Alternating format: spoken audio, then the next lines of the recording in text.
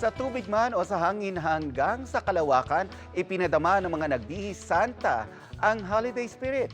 Yan ang Christmas Pampa Good Vibes ni Mav Gonzalez. You better watch out and you better not cry dahil Santa's ready to slay, mapadagat man, himpapawid o kahit kalawakan pa. Sa isang beach sa Florida, lahat ready to ride the Yuletide habang nakasuot ala Santa. Pati mga surfboard, Paskong Pasko.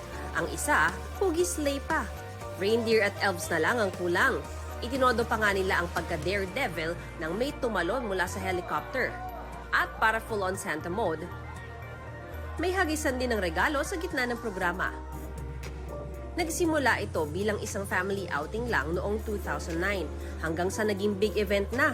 Pero tila may isang naligaw, ang kanya kasing costume pang astronaut. And speaking of which, doon sa Faraway, may pagbati ang mga astronaut mula sa ISS o International Space Station. Greetings to planet Earth. All of our... Literal mang malayo sa mga mahal sa buhay, hindi sila nakalimot maglagay ng Christmas decors. At bukod sa kanila, may isa pang mission ding ikutin ng ating planeta. Walang iba kung hindi si Santa, na tinapos na ang kanyang tila world tour para mamahagi ng regalo. Ho, ho, ho!